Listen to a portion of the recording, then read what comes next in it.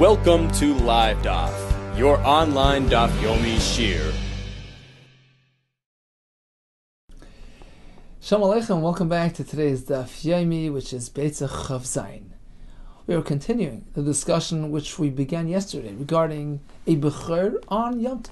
A bechor nowadays can only be eaten if you discover a mum kavua, a permanent mum present on that bechor.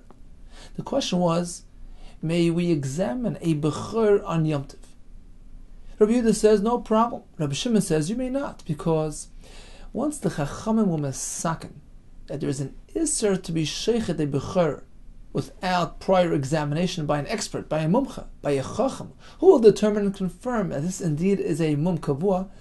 So once that isser takes effect, you have to be mater that isser. Now, in contrast to presenting your local rav with a shaila, which is certainly mutter on Yom Tov, because in that case, he's just revealing pre-existing information, so that's mutter. Whereas when it comes to be mater or bechor, Rashi says it's like done es hadin, like conducting a court case, like doing a din Torah on Yom Tov, which is asar, for it may lead to actually recording the verdict issued at that din Torah. Therefore, says Rabbi Shimon, you may not present the bechor to a mumcha on Yom Tov for examination.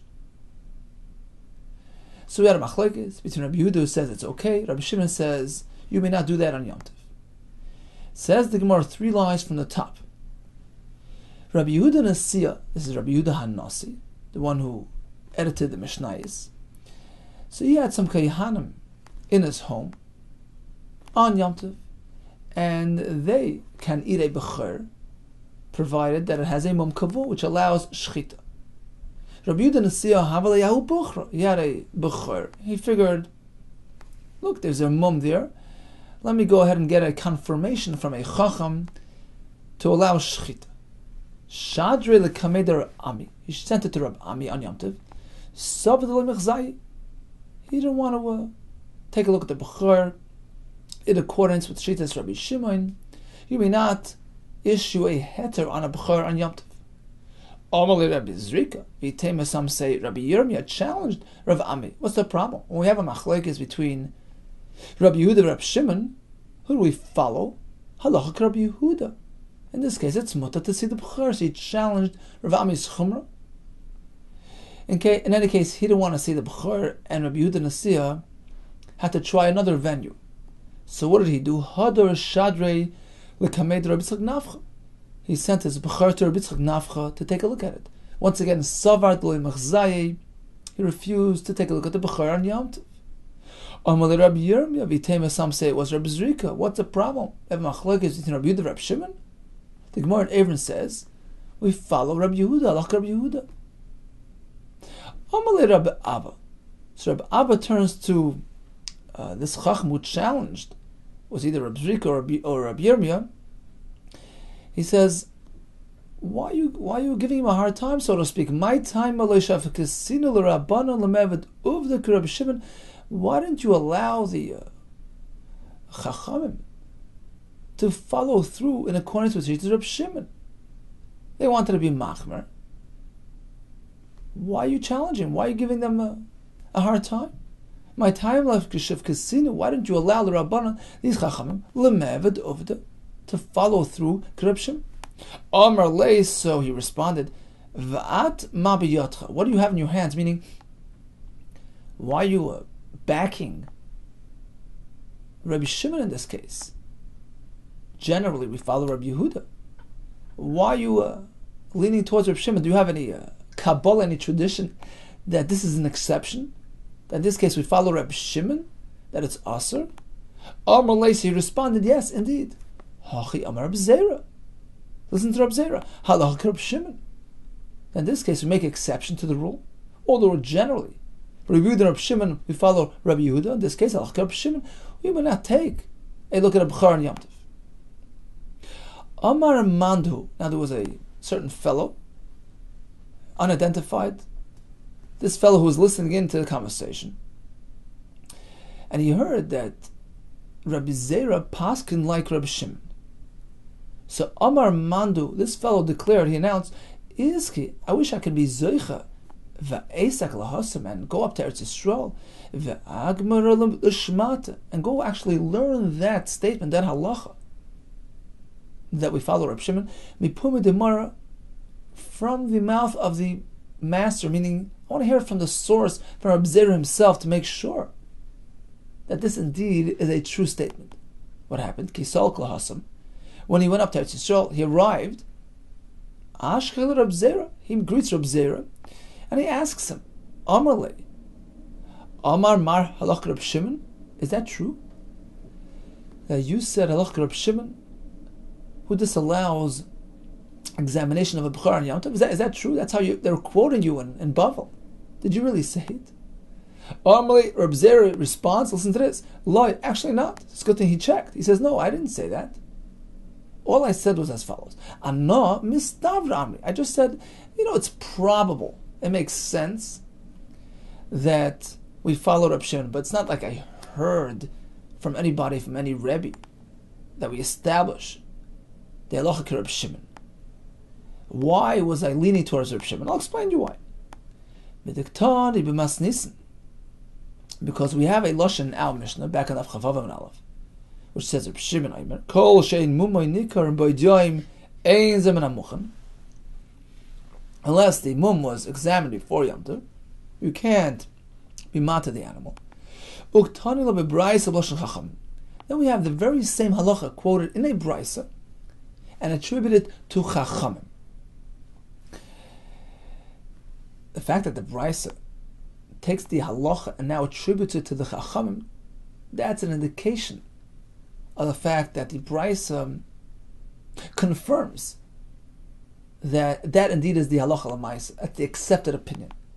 Shma mina, we derive from this mistavr kavasei, that's the way to go.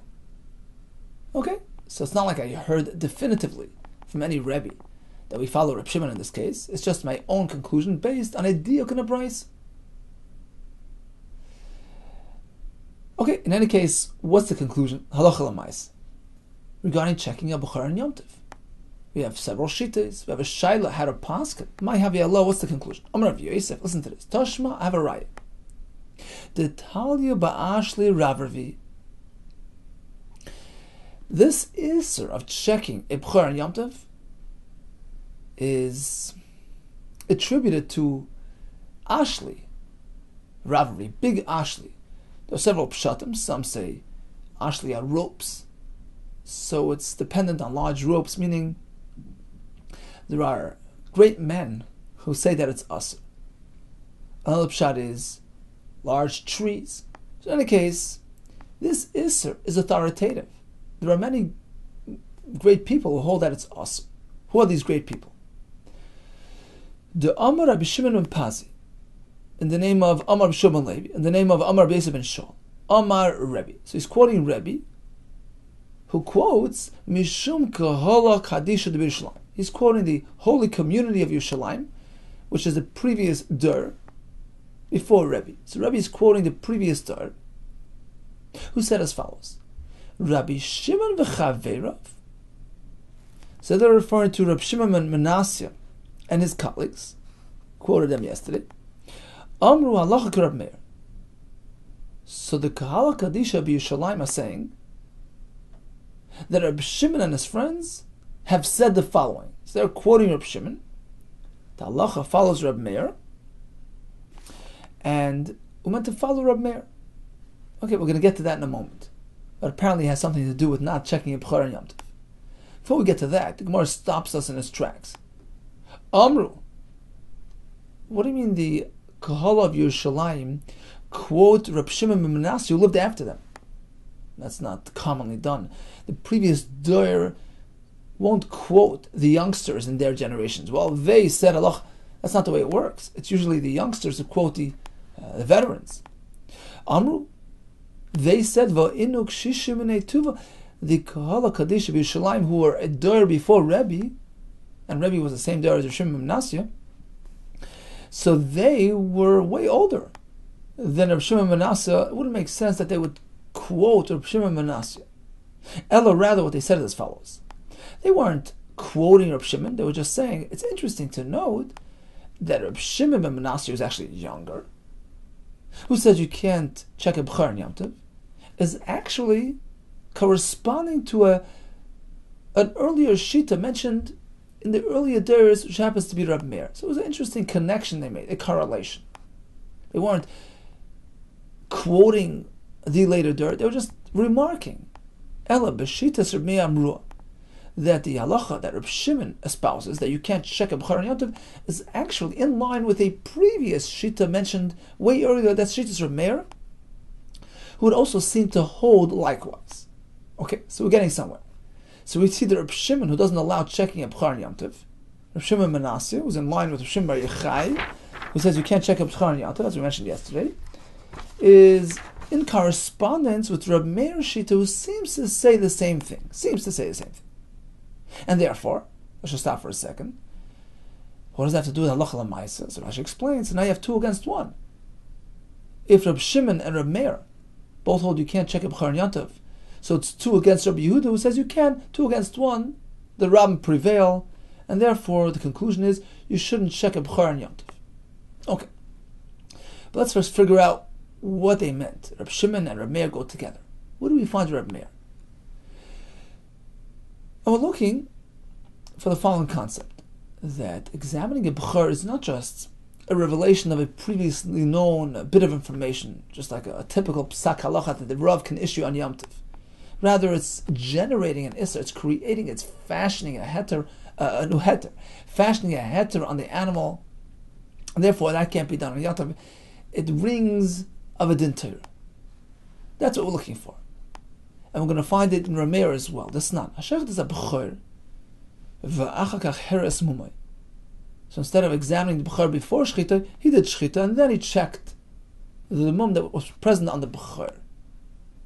Rabbi Yehuda Mater, he says, look, you have a b'chor, a b'chor that has a mum, which was already here before shchita. It's true, it's already after shchita, but you can assume the mum that you notice here was here before as well. For Rabbi Meir Omer, no, the b'chor is aser. Too late. You should have checked it before shchita. Since he did the shchita in an unauthorized manner, without first checking with an expert, it's aser. What do we see from here? Alma kasav Rabbi Meir, Riyas b'chor, apparently according to Rabbi Meir, checking a b'chor carries weight, has value. It's generating the heter on the animal, in which case if you did shchita beforehand, you're also. It was a obligation to do bedika before shchita. It's not just revealing information, it's a heter that has to be applied, has to be chal on the b'chor. It's different than just checking the b'chor from any possible hidden wounds, any treifas. That's just a question of discovering information. That could be done even after shchita. So re'iyas b'chor, the examination of a b'chor, lav k're'iyas treifa. It's so different than examination for treifa wounds. Re'iyas b'chor mechayim, checking the b'chor has to take place during lifetime. Re'iyas treifa l'achamis, achas shchita. Checking for treifa certainly takes place after shchita. Umina, and therefore we can derive from this to our topic, to the subject at hand, whether or not you can do b'dikas b'chor on Yom Tov. Re'iyas treifa afilu b'Yom Tov. Although for treifa you can check even on Yom Tov, it's just a question of figuring out the reality. But re'iyas b'chor merav Yom Tov, checking a b'chor only before Yom Tov, because on Yom Tov that's called hatoras b'chor. It's like making a din Torah. So that was Rav Yosef's connection. We were looking for a conclusion on our shaila. Rav Yosef says, I have 2 against 1. I have Reb Shimon who doesn't allow checking a b'chor on Yom Tov, and Reb Meir as well, who seems to hold likewise that re'iyas b'chor is an event of significance, and that only takes place before shchita, and in our case on Erev Yom Tov, as opposed to Yom Tov itself. Amalei Abaye, so Abaye, a Talmud of Rav Yosef, challenges him. Who says to connect the 2 things? Who says that Reb Meir agrees to this underlying principle promoted by Reb Shimon, that re'iyas b'chor has great significance and can't be done on Yom Tov? Perhaps the reason why Reb Meir says that the animal that was shechted without bedika is asur is because of a different reason. It's a knas, perhaps a penalty applied to this fellow who did something wrong. He took a chance. He failed to examine it before shechita. That's all.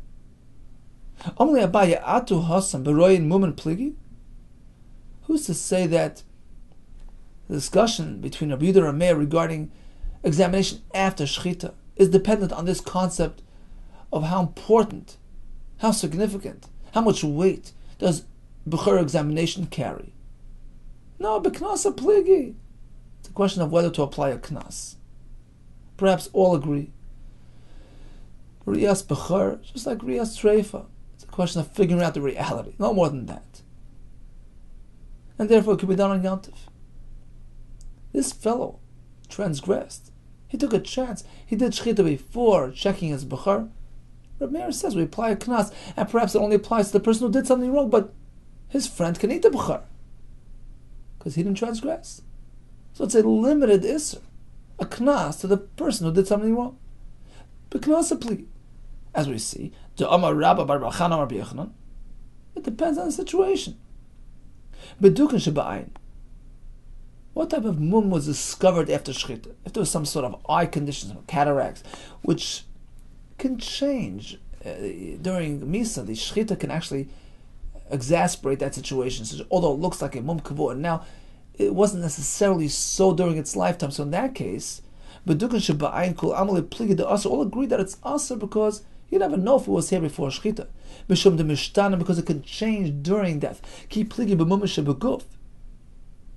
Discussion applies to a mum found in the guf. It's missing an arm, missing a leg. That certainly didn't happen now. And still, Rabbi Meir Savar, Gazrinan Mumin Shebeguf Atu Mumin Shebayin. We make an isser, even in this case, on account of the other mum, which can be affected by misa. This may lead to that, so everything is asr, but only to the person who did something wrong. Rabbi Yehuda Savar like Gazrinan, Rabbi does not hold it gzer, and therefore it's mutter. So it's unrelated to our shaila. Perhaps all agree examination of a Bechor is mutar on Yom Tov. It's just revealing pre-existing information. It's not considered generating any heter. It's mutar on Yom Tov. Amar of Nachman bar Yitzchak masnis namideka. I'll even prove to you from that Mishnah itself that Rabbi Meir is based on a knas concept and no more. Diktani Rabbi Meir Omer. What does Rabbi Meir say? Does he say Rabbi Meir Oyser? Which would sound that the examination doesn't work because it's achar shchita and you can only examine koydem shchita. Right? What are we coming to preempt? The other pshat, Rav Yosef's pshat and Rabbi Meir, that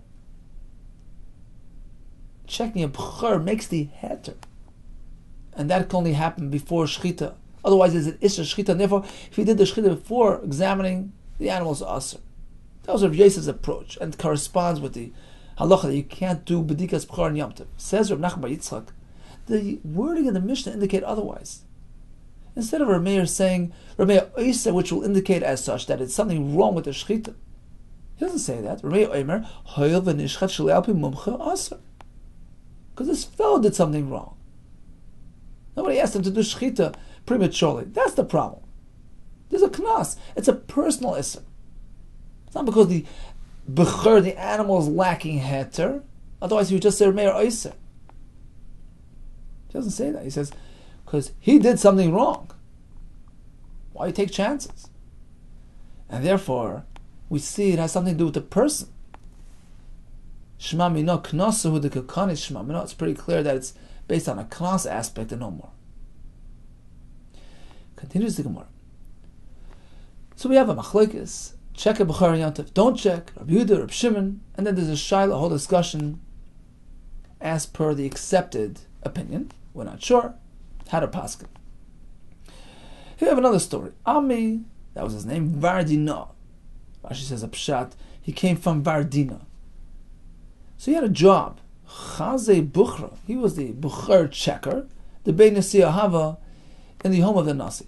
So that was his occupation. He was a Buchar examiner. On Yom Tov, he was off duty. He would not examine Bucharis. Also, they came to complain to Rabbi Ami. Amar Lahu, so Rabbi responds, why are you harassing him? Shapika avid lechazi. He's right on. He's right. You shouldn't be checking a Bechar and Yom Tov. Aini, is that so? For Ami Gufi Chazi. We found that Rami himself would check a Bechar and Yom Tov. No, says the Gemara. That's not so. Rabbi Ami ki Chazi. May I ask Rabbi Chazi? Truth is, Rabbi Ami would examine before Yom Tov. He would take a quick look at the mum, register, but wouldn't issue a psak as of yet. Ubi Yom Tov, come the next day, Yom Tov, Shiyulukam Shayil, he would investigate further. He would question the owner, hey, Chiyava Uvda, tell me some background. Tell me the circumstance of this mum. And then when he was satisfied with what he heard, he would issue the psak din. But it was really examined before Yom Tov. He just needed to confirm the heter on Yom Tov. And therefore that's mutter. Says Rashi on the top line. Why do you have to investigate? What's the point of asking? What was he asking? Sometimes he was busy Erev Yom Tov. He didn't have enough time to fully investigate the matter. Once he took a quick peek at the mum, he would size it up and pretty much decide in his mind which way to go. We tell the fellow, you know what? Go and come back tomorrow.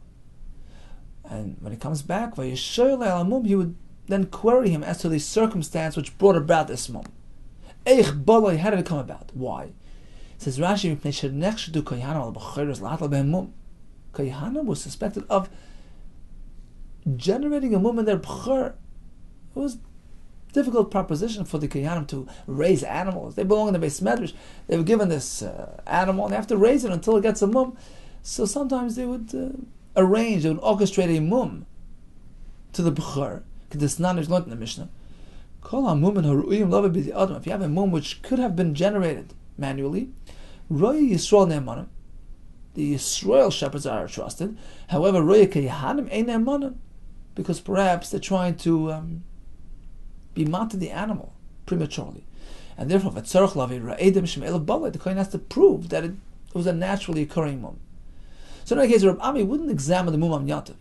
That was done before Yom Tov, but due to lack of time, he would conclude the bureaucratic process on Yom Tov itself. Continues the Gemara.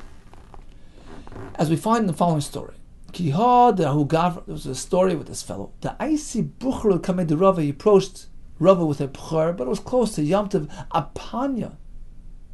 Towards evening, the Mal Yom Tov of Erev Yom Tov. Rabbi Yosef Rava was sitting K'chayv Reisha, rinsing his head. He didn't have time to investigate till the end, but he took a quick peek. Dali Eini lifted his eyes, v'chazi l'mumi, took a quick peek at the mum. It registered. But he tells him, look, Amalei, Zilla idna v'salamachar, go and come back tomorrow. When his fellow returned, Amar, so Rava started asking him, hey, Chava Uvda, what exactly happened to cause this mum, this clip to lip? Amalei, so the owner responds, I'll tell you what happened. There was some barley lying on the other side, the hutz of this thorn fence. And the b'chor was on the other side. And he noticed the food. As he was lunging forth to reach the food, he inserted his head into the thorns, and the party hutza, the thorn, the fence, split his lip. That's what happened. It wasn't something that I did. It happened by itself. Amalei Rava further asks him, Dil ma'ad garamsle, maybe you brought it about. You purposely put the barley on the other side to alleviate yourself of the burden of raising the b'chor. Amalei, the only response, Loi, no, certainly not, I'm innocent. So we see that investigation is needed, and this indeed took place on Yom Tov itself. From where do we learn that even bringing about in a roundabout manner would be asr? The sani mum lo yehiyah boy. So the drasha is mum lo yehiyah boy. You can't bring about a mum. You can't generate a mum on a b'chor or on any other kachim for that matter. Ainly elish lo yehiyah boy mum. Perhaps we learn not to make a mum. Don't manually make the mum. However, menaish lo yigrim lo yadiv achar. How do we know that even causing it by another means, by a roundabout way, would be asher as well? For instance, shlo yavi batzak, you should bring a glob of dough, a dvelo, or dried fig. V'yaniach le'al gavim ha'oizen, and place it on the ear of the bechor, kadei sheyova kelev yitlenos, that the hungry dog should come by and snatch it off and wound his ear. How do we know that that's asur tamaloima kolmum? The added word koil includes this as well. Omar mum. First the pasuk says mum lo yahaya, and then it says Omar kolmum. The added kol includes even being goyrim a mum, which is us. Okay, so we had the shaila regarding taking a look at a mum on Yontiv, machlokes asur and mutter. But of course, to take a look at the mum before Yontiv and simply to investigate the background on Yontiv itself would be mutter. What are you trying to figure out? Whether this mum was manually applied, whether directly or even indirectly, which would be us. Continues the Mishnah. Behema shemesa, a behema which died on Yontiv. Lo yizezenim imkaima, you can't budget. It's muktzah. Umas, in fact, it was an incident. Vishalu is Rabbi Tarfon. Aleo, somebody came to ask Rabbi Tarfon regarding this very shaila, a behema shemesa. And number two, v'ala chala shenitmes, on the chala portion of the dough which became tummy, which is now asal achila. It was yomtiv. So he came to ask him, what are we meant to do with these items? He didn't know. V'nichnas beis hamedrash, he came to the beis hamedrash, v'shah, and he asked further. V'amar loy, and he got the following response: loy yezizem imkaimam, they can't be moved at all. Now, when it comes to behema shemeis, I understand it's useless. What about the chala shenitmes? We know that you can burn truma which became tummy, and likewise chala which became tummy. You can burn it even on yomtiv. So why is it muktzah? Let him use it for fuel. Says Rashi, off to the left. Masnis chala shenitmes eina ru'i lekoyin hayom. It's totally useless, as per the kohen on Yom Tov. Do ba'achila asura lo'ilam, you can never eat it. Or ba'asaka. What about using it as fuel, or lasita lekaboy, or to feed your dog? But Yom Tov also, you can't do it on Yom Tov. Why? What's wrong with feeding dough to a dog on Yom Tov? Says Rashi, echetish de'ein mevarin kachim tmeim in o'ilam b'Yom Tov. One is not allowed to get rid of kachim tmeim on Yom Tov, even by means of an animal. The Kaimilan, as we learned in the Gemara Shabbos, shein sofer and kachim b'yomtiv. One may not burn karbanos on yomtiv. Don't think it's dafka referring to burning because it's unnecessary melacha, which wouldn't apply to feeding an animal. No, that's not true. That's not the reason. Because of malacha. I'll prove to you, says Rashi. We know that, likewise, you can't burn truma tmei on Yom Tov, and even though it's havar l'tzorechi, it's perfectly useful. You can have benefit from burning truma tmei on Yom Tov. Look, it's b'ner b'Yom Tov tzorech achili u'materes. You can light a candle on Yom Tov. Even so, b'shemen streifa loy. We know you can't burn shemen streifa. It was called as such because it's intended, slated for burning. So you can't burn this truma. Why? The gzeres hakosavi. Shem kachim tmeim es baram b'yontiv. You can't burn kachim or truma on yontiv. Why?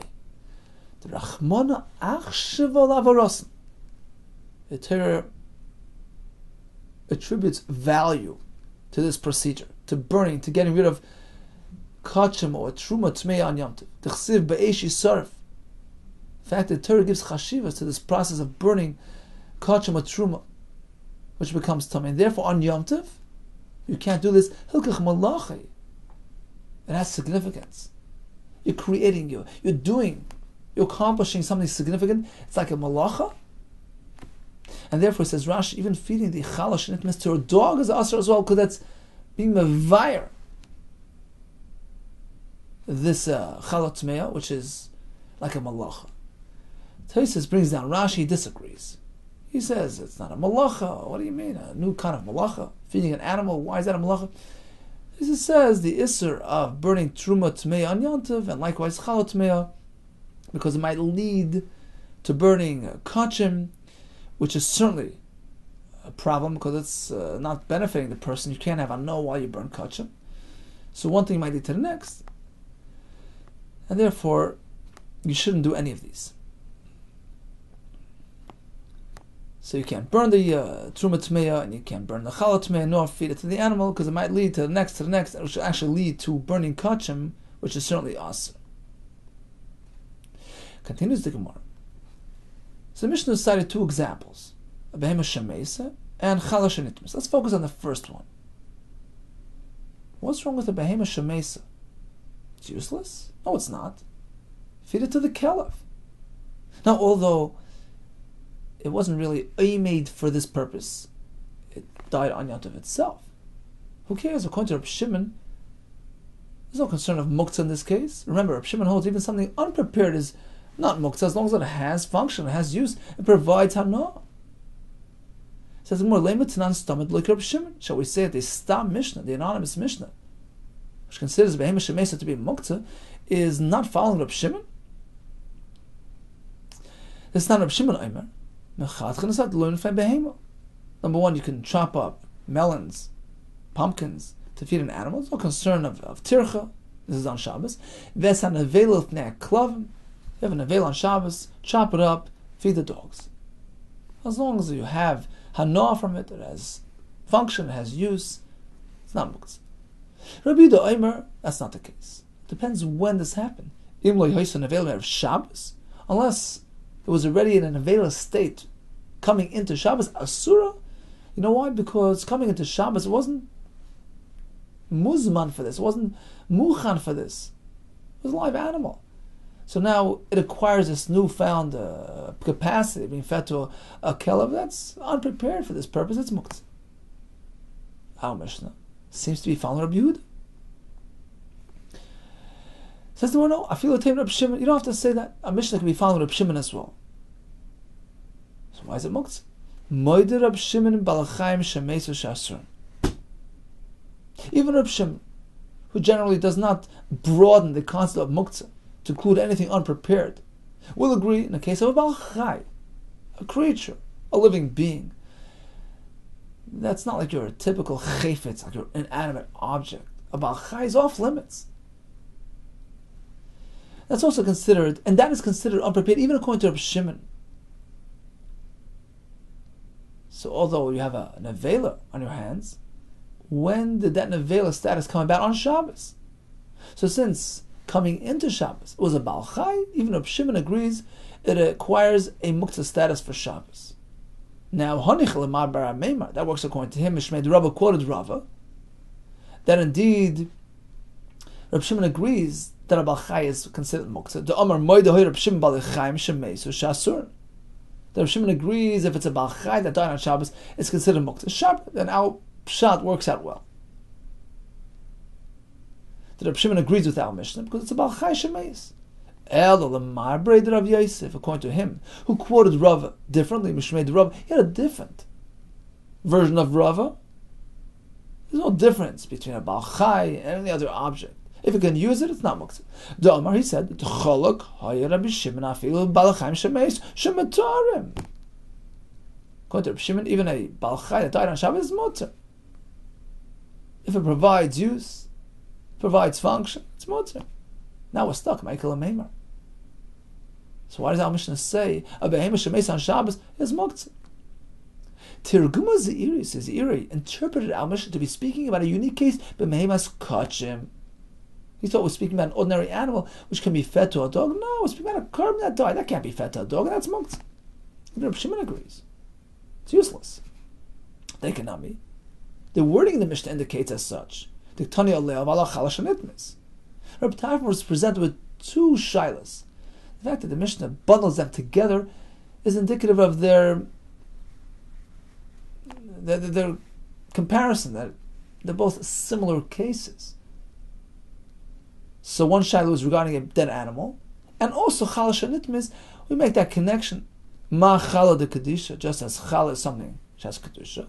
Afem de kedisha, likewise the animal that died is something which was kaddish a carbon. Therefore, even if Shimon agrees, a carbon died on Shabbos is useless and is muktzah. So the Mishnah could follow Rabbi Yehuda and Rabbi Shimon. 1 second, now we have a kasha. Elotama de kedisha. Apparently, the muktzah status is only applicable because it was a carbon. That was your diuk. It's only because it's a carbon that died that you have a problem of muktzah according to Rabbi Shimon. Ha de chulin sharia. What does this imply? Where it have been a carbon behemoth chulin, a non-kaddish animal, died on Shabbos, since you could feed it to a dog, it would be mutter according to Rabbi Shimon. Right? That's the diuk. The muktzah is only because it's a carbon. It's similar to challah, but otherwise it would be mutter. Now we have a kasha going the other way. According to that sheet that works. Mishmei de Rava, who quoted Rava that said that according to Rabbi Shimon, even by a Baal Chai Shomeis, it's mutter, it's not kachim. The Amar Chaluk Hay Rabbi Shimon Af Baal Chaim Shomeisu Shemutarin. So it works well according to that sheet. So even a Baal Chai that died, if you can serve it to the dog, it's mutter. That's because Baal Chai doesn't mean it has extra muksa status. No. It's like any other object. If it's useful, it's mutter. Shopper, then the Mishnah works out. Again, what's the Mishnah saying? A behemoth shemesa, and we learned it means a behemoth kachim dafka. Since it has no purpose, has no use, it's muktzah. But if it would not be kaddish, it wouldn't be muktzah. Yeah, because even a bachai that died is not muktzah. So that works. What about the other version of Rabbi? The Amar who said, that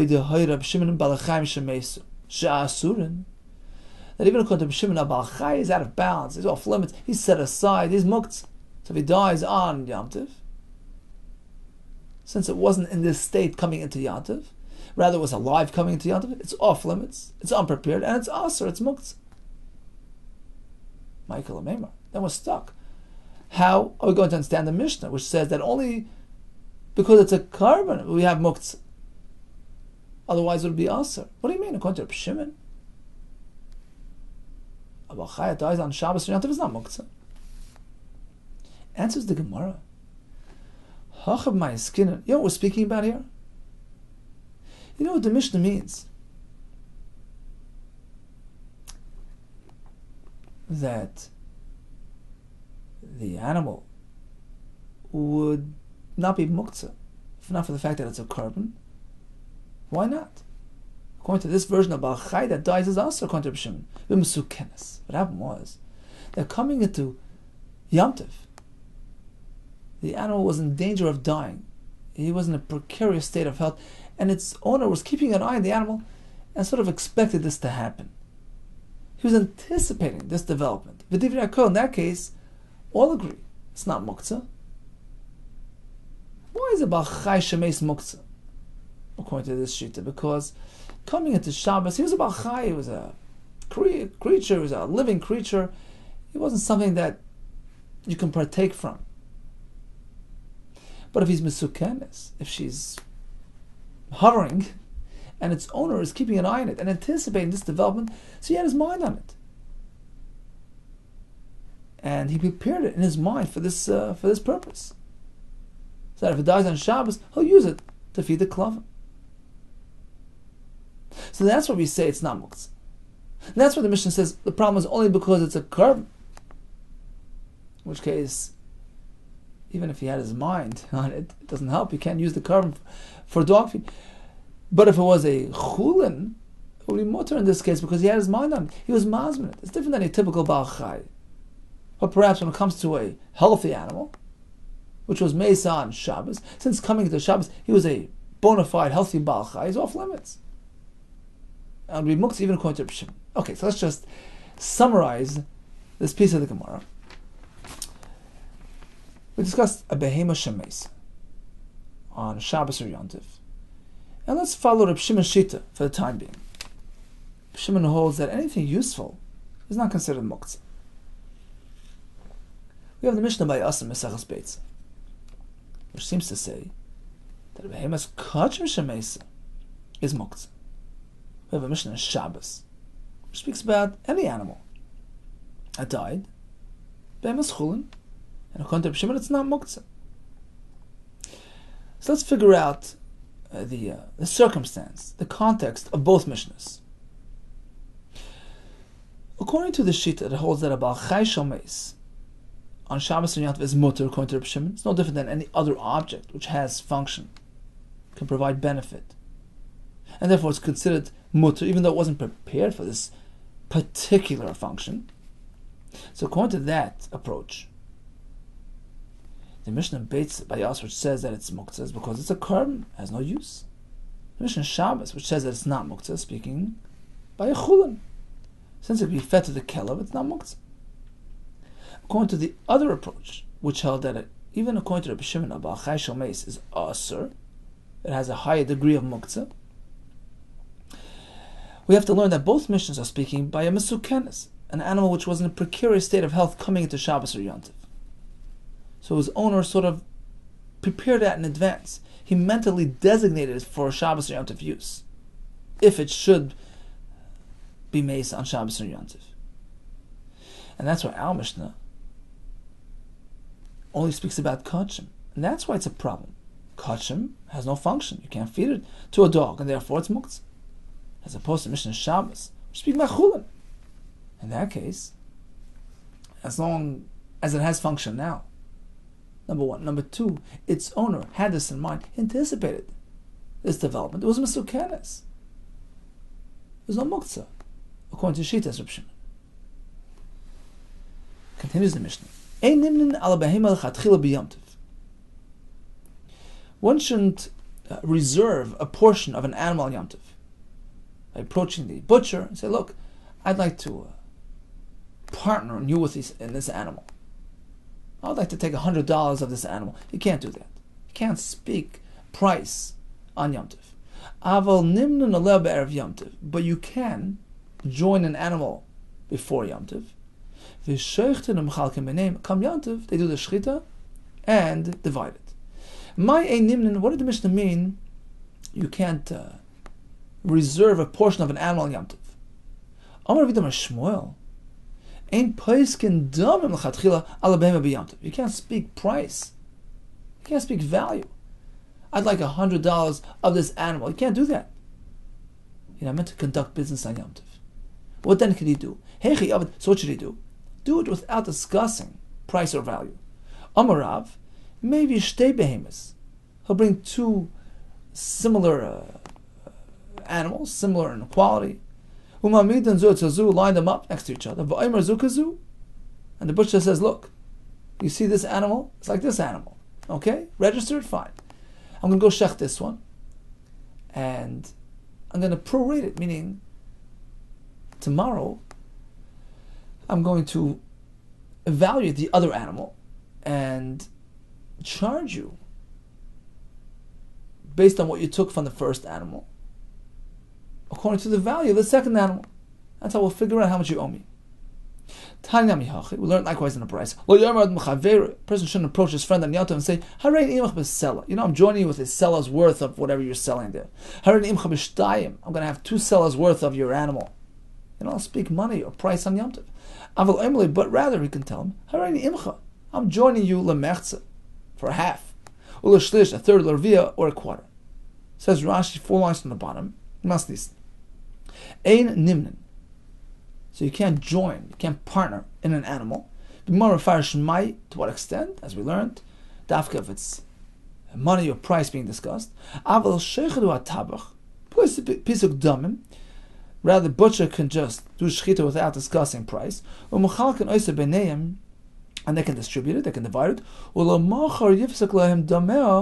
And the next day, he'll give them the price. And the Gemara explains how to do this.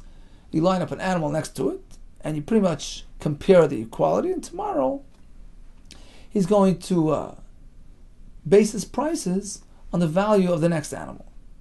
Ein poiskin domim, the mekach memker b'Shabbos, so you can't conduct business on Shabbos, b'Sefer Ezra. Hechi avet, so what should he do?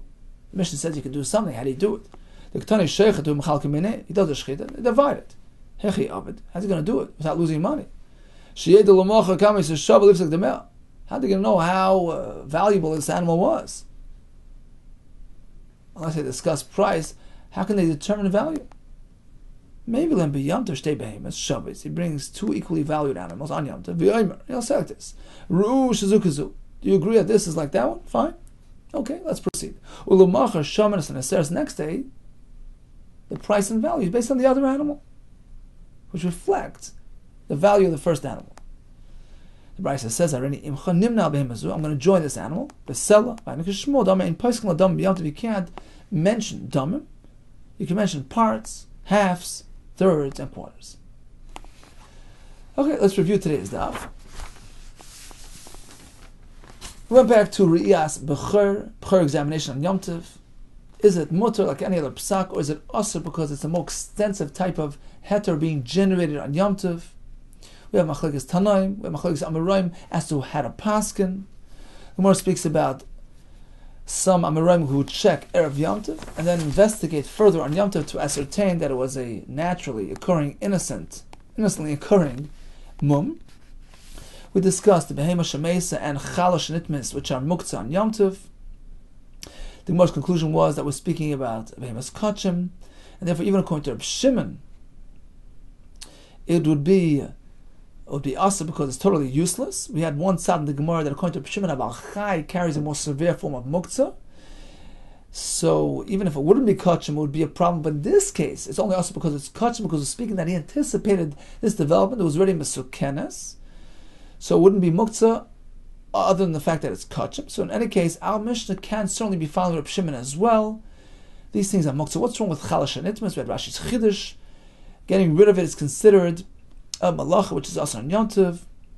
Dividing a behem on Yom Tov is mutter, provided you're speaking about parts and not price. Much hatzlacha to you and kol tov.